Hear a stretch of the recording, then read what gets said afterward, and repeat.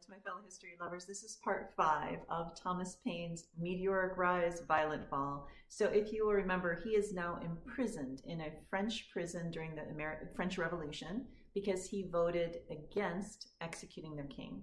So he's quite sick, and he's asked Washington to intercede for him. He's asked the U.S. Representative Morris to intercede for him, but basically no one's interceding.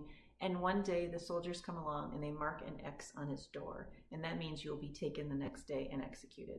Well, by a complete fluke, he had been suffering from a fever, and the other people had asked that he leave his door open just to give him a little bit of air for the fever. And so what the guard had done is he marked the wrong side of the door. The door was open. So when the door was closed then, the mark was on the inside and not the outside. So the next day when they take people to execute them, they bypass complete fluke Paine, and he survives. And then within days, Robespierre, who was sort of the king of all the terror, is himself executed.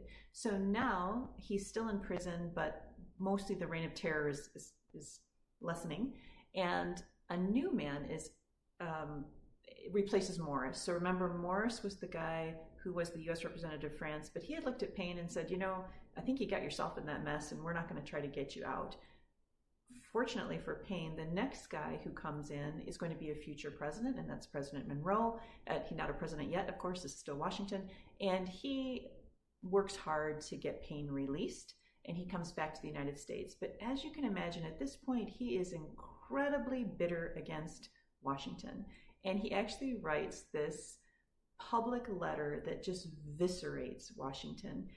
And what I think is kind of interesting at the end is Washington in no way, shape, or form tries to retaliate. And that was one of the things, I think I have enormous respect for Washington. And one of the things I respect most is he didn't use the office for any kind of personal vendettas. He didn't really want the power for himself.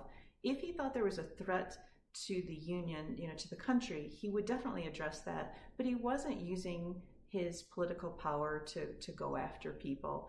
And so he just let that quietly go, even though, Paine was trying to completely eviscerate him.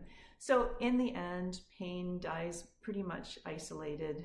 Washington, who I really do believe had the good of the country in his heart, ends up sort of the hero. And that is the end of our story of Thomas Paine. If you watched all 5 of those videos, thank you. It was a long story, but I think it's a fascinating one. And I will see you tomorrow.